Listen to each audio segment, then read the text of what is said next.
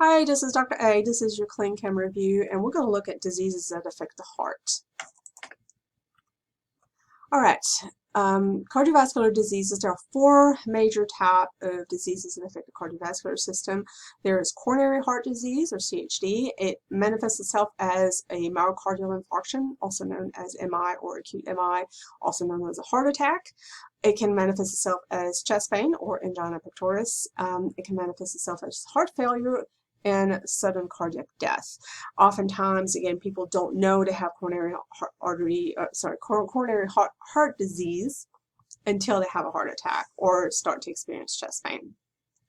Then there's cerebral vascular disease. It manifests itself as a stroke or a transient ischemic attack, which affects the brain.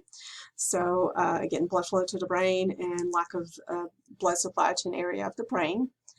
Peripheral arterial disease, it manifests itself by intermittent claudication, which is muscle pain or mild exertion, which occurs during exercise, such as walking, but is relieved by a short period of rest. Peripheral artery disease often affects the arteries in the leg, compromising circulation in the legs.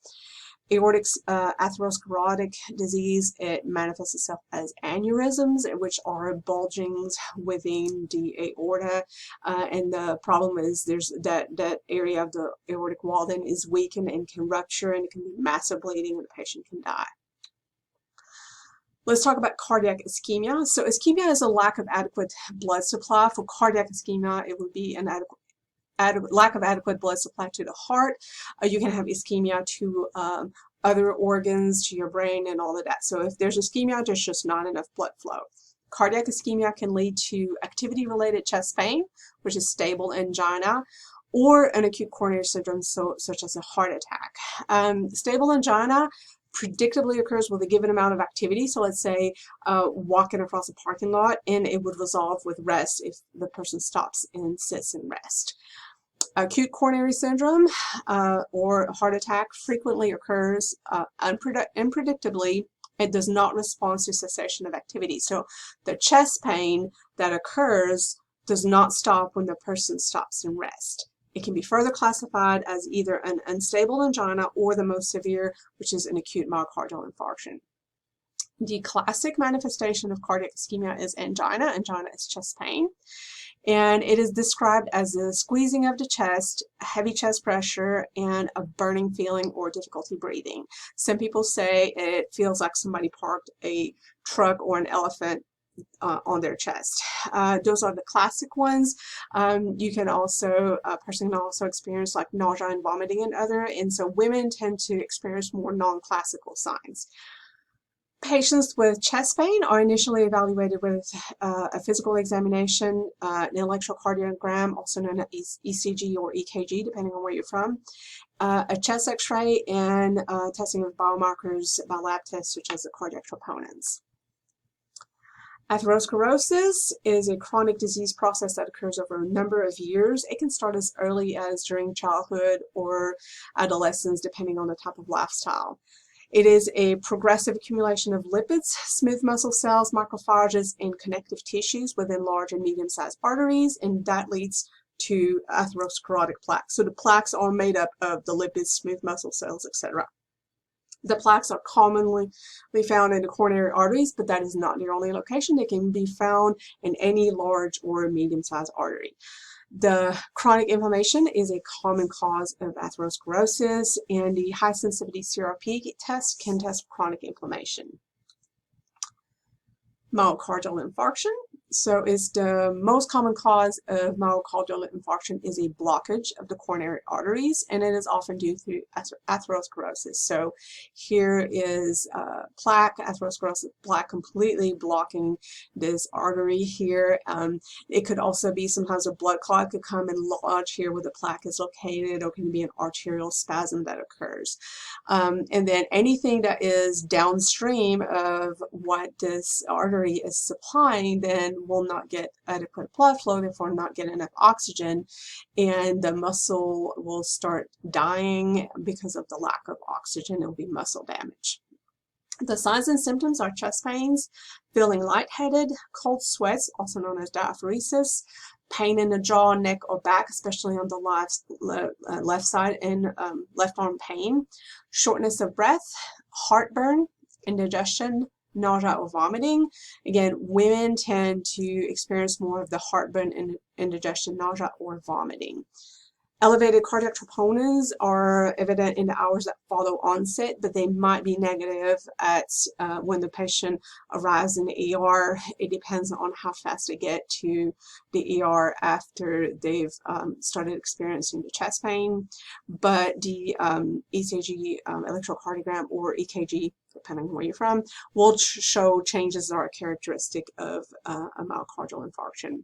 Quick reperfusion is essential to survival, meaning reperfusion is restoring the blood flow to this area here that is beyond the blockage. That can be done by putting stents in via cardiac catheterization, or perform a coronary artery bypass graft, where they put a graft to literally bypass where the blockage is to restore blood flow there to that area.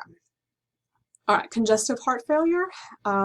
So this is when heart failure patient experience a buildup of fluid. It is a clinical syndrome that's characterized by shortness of breath, fatigue, and peripheral edema, especially in the lower extremities like the ankles and the legs and stuff. It is caused by the heart's inability to adequately circulate blood to the body's essential organs. So basically, the pump is not working, right? And so the fluid accumulates in the tissues and stuff. This dysfunction is associated with coronary artery disease, chronic hypertension, valvular heart diseases, and cardiomyopathies.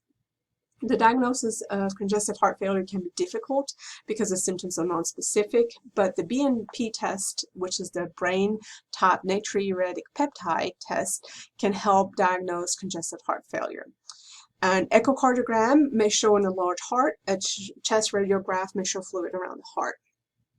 Due to poor circulation associated with the CHF, patients often have abnormal kidney functions because the kidneys are not getting enough blood supply.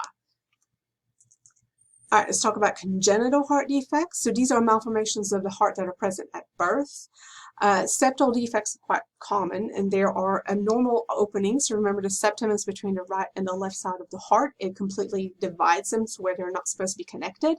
And if there are any holes in that wall, then there could be mixing of the blood between the right and the left side. They are usually diagnosed using a combination of echocardiogram, electrocardiogram, and chest radiography. Small septal defects can close on their own, but they can often be surgically repaired via catheterization, which is much less invasive than opening their chest.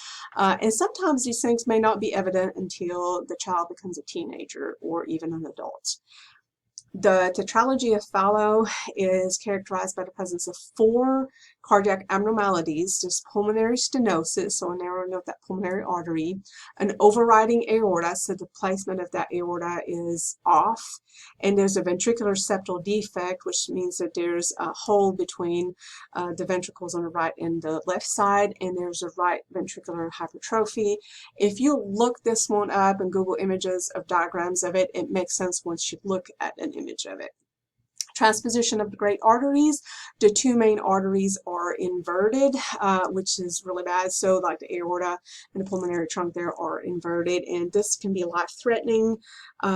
This ideally is caught before the child is born, but if not, the child needs immediate surgery or they will not survive. Endocarditis, it's an infection of the inner layer of the heart, the endocardium. And the signs and symptoms are vague, but fever and chills are usually present. In addition, malaise, which is not feeling good, weight loss, and shortness of breath are fairly common.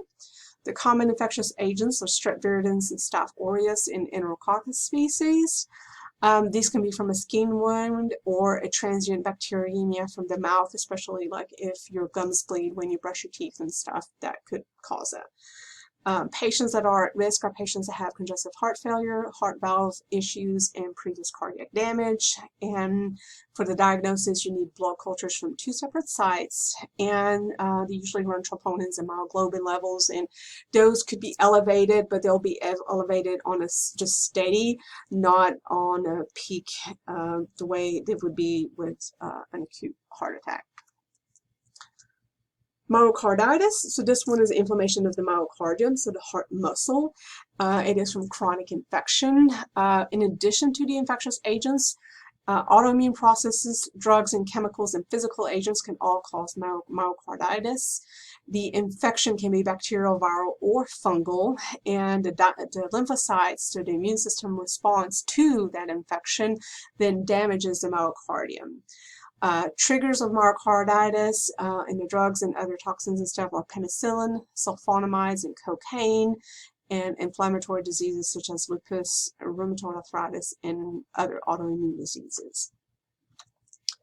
Pericarditis is an inflammation of the pericardium, which is a sac around the heart. It can be acute or chronic.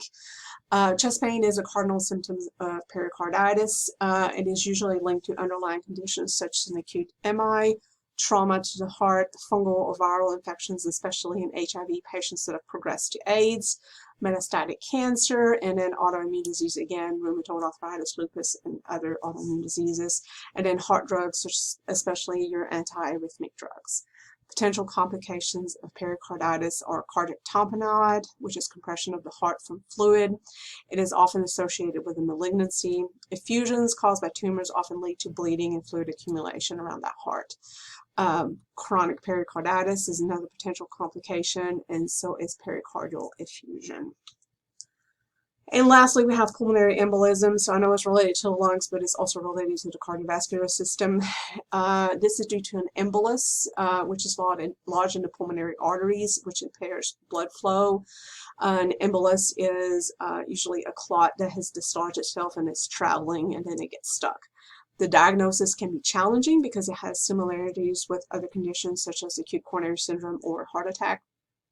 Often there are no signs and symptoms present until it happens. And the classical presentation of pulmonary embolism is dyspnea, so difficulty breathing, tachycardia, fast heart rate, tachypnea, fast breathing, and coughing. It can show a positive D-dimer test, which is just evidence of a clot. And the cause is also often a DVT or a deep vein thrombosis, which can occur with patients, for example, that are bedridden or maybe post-surgery or something like that. And that is the last one. Thank you so much.